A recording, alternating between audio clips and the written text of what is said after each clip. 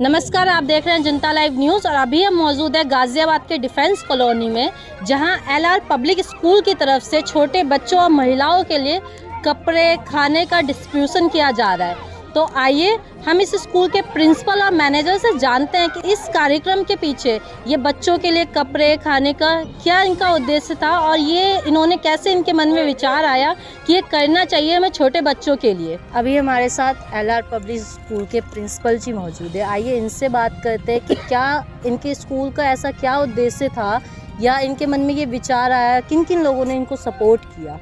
Sir, पहले तो ये बताइए आपके मन में ऐसा विचार क्यों आया। देखिए, समाज में हम रहते हैं, जो दैनिक जीवन में देखते हैं, सब लोग समान तो हैं नहीं। कुछ लोग ऐसे हैं कि जिनके पास चीज़ें ज़रूरत से ज़्यादा हैं और उन्हीं चीज़ों के लिए दूसरे लोग तरसते हैं। अब सर्दी का मौसम है, आप देखें फ्लाईओवर्स के नीचे लोग सोते हैं रात को, छत नहीं है उनके पास, कपड़े नहीं है उनके पास। और कपड़ा ऐसी चीज़ है, जैसे छोटे बच्चे हमारे स्कूल में पढ़ते हैं, आज आप खरीदेंगे अगले साल छोटा हो जाएगा, ख़राब होते नहीं। कुछ कपड़े ऐसे होते हैं जो एक बार भी नहीं पहने जाते, रखे रखे छोटे हो जाते हैं। तो दो चीज़ें थी, एक तो वो चीज़ें ज़रूरतमंद लोगों तक पहुंच जाएं, दूसरी चीज़ जो स्कूल में पढ़ने वाले बच्चे हैं उनमें भी ये भावना है कि हमें दूसरों की मदद करनी है, क्योंकि शिक्षा केवल किताबी ज्ञान तक सीमित नहीं होती। जो ओवरऑल डेवलपमेंट है, दूसरे की मदद करनी है, सामाजिक जिम्मेदारी जो निभानी है वो कैसे निभानी है, तो उस भावना का विकास करने के लिए इस प्रोग्राम को बनाया गया।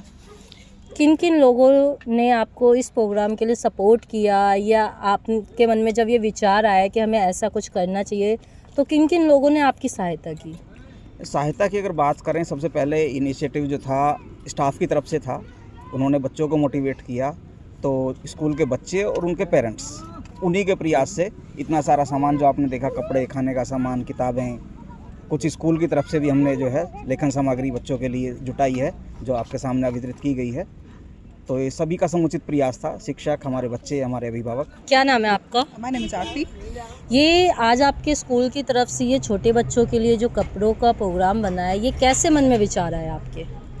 मैम, ठंड में देखते हैं रोड पे ज़रूरतमंद लोग होते हैं और जो हमारे पास बचा हुआ होता है, रखे ही रहते हैं कपड़े, तो किसी ज़रूरतमंद के काम आ जाए तो बहुत अच्छी बात है। तो हमें बहुत अच्छा लग रहा है सब करके। जैसा कि हम सब लोग जानते हैं, पब्लिक स्कूल जो होती हैं, जहाँ तक हमें पता है कि बच्चों से पैसा, पेरेंट्स से पैसा लेने के लिए या आजकल पैसा कमाने के लिए जो जाने जाते हैं पब्लिक स्कूल, तो आप जो ये गरीब बच्चों के लिए कर रहे हैं, तो इसके पीछे आपका उद्देश्य क्या रहा था। हमारा उद्देश्य ये है कि सभी बच्चों तक मतलब जैसे शिक्षा का सामान हमने दिया है, तो गरीब भी मतलब हमें पढ़ें, ये नहीं कि जो पैसे वाले सिर्फ वही पढ़ें, तो गरीबों तक हमें शिक्षा पहुंचानी है। क्या नाम है आपका। मेरा नाम प्रीति चौधरी है। आज ये कार्यक्रम जो हुआ है आपके स्कूल की तरफ से, तो उसके लिए क्या कहना चाहती है आप। स्कूल से ये काफ़ी टाइम से हम लोग प्लान कर रहे थे और ये कोई भी पब्लिसिटी स्टंट नहीं इसको हम कहेंगे स्कूल की तरफ से। ये हम स्कूल से काफ़ी दूर आकर के हम ये प्रोग्राम कर रहे हैं। पब्लिसिटी स्टंट होता तो हम स्कूल के आसपास कहीं ये करते, लेकिन हम लोग स्कूल से दूर इसीलिए आए हैं ताकि जो शिक्षा से वंचित बच्चे हैं उनके लिए भी शिक्षा के क्षेत्र में भी हम आगे कुछ करना चाहेंगे। लेकिन अभी बच्चों के लिए कुछ खाना और कुछ कपड़े हमने अपने स्कूल की तरफ से, अभिभावकों की सहायता की तरफ से हमने ये सब किया है। जैसा कि हम लोग जानते हैं, बहुत सारे लोग आजकल इस चीज़ के पीछे भागते हैं कि नहीं, हमें अपने आप से मतलब है, हम दूसरों को नहीं देखते, या बहुत सारी चीज़ें होती हैं जो अपर लेवल फैमिली है वो नहीं करती, वो अपने अलावा किसी और को देखना होता नहीं। तो आपके मन में जब ये विचार आया कि हमें बच्चों के लिए करना चाहिए, तो गरीबों के लिए ही क्यों करना चाहिए। मैम देखिए, जो अमीर होते हैं ना, या फिर जो सफिशिएंट होते हैं हर चीज़ को करने के लिए, उनको किसी चीज़ की ज़रूरत नहीं होती है। ज़रूरत होती है एक सहारे की, जिनके पास कुछ नहीं होता है। तो बस एक पहल है और आगे भी ऐसे हम करते रहेंगे, क्योंकि कहते हैं ना, जिसको ज़रूरत होती है उसके लिए करे तो वो सबसे बड़ी चीज़ होती है, और जिसके पास सब कुछ है वो उसकी वैल्यू कभी नहीं करता है।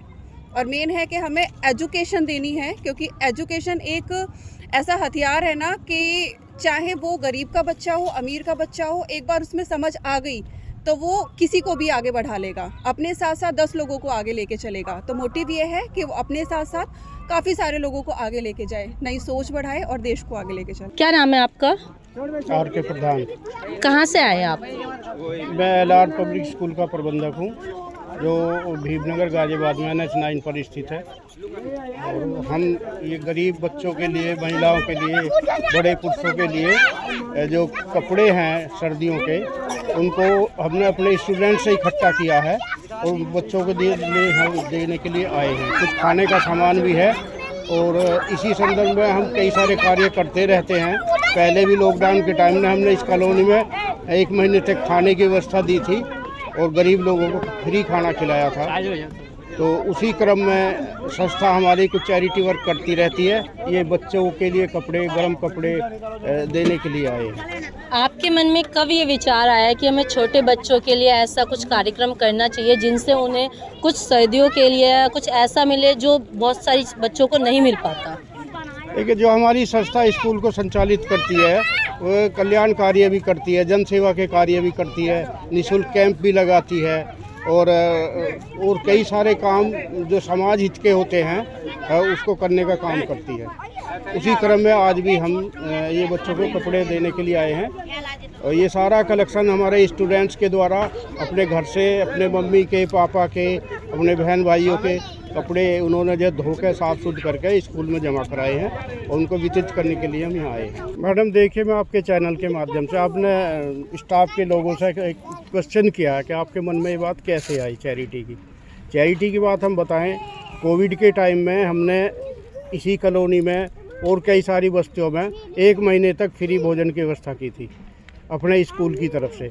दूसरी बात हम आपको बताएं, कोविड के समय में ही जो लोग पटरी पे सोते रहते हैं, रेलवे स्टेशन पे, प्लेटफार्म पे, रैन बसेरे में, उनको 1000 कंबल हमने रात को, पूरी रात हमारी टीम लगी थी और जो पटरी पे सो रहा उसके ऊपर कंबल डाल दिया और उससे फिर बात भी की, उन्होंने बड़ी सराहना की। तो 1000 कंबल हमने 2021 में गरीब लोगों को देने का काम किया था। अब रही शिक्षा की बात, शिक्षा की जहाँ तक बात है, मैं अपने स्कूल की बात करता हूँ कि हमारे यहाँ 150 के आसपास बच्चे फ्री पढ़ते हैं। जिनके बाप नहीं है या विकलांग हैं, गरीब हैं, उनके बच्चों से हम फीस नहीं लेते, फ्री शिक्षा देने का काम करते हैं। तो हमारे मन में चैरिटी करने के कुछ है, अगर हमारे पास कुछ आ जाए ज़्यादा से ज़्यादा तो हम और ज़्यादा से ज़्यादा करने का प्रयास करेंगे। जैसा कि आपने बताया कि कोरोना के टाइम पे आपने फ्री में खाना बांटा या बहुत सारी चीज़ें की, तो कोरोना के टाइम में हमने देखा जहाँ हॉस्पिटल्स और बहुत सारी चीज़ों ने कमाने का ज़रिया बना लिया था।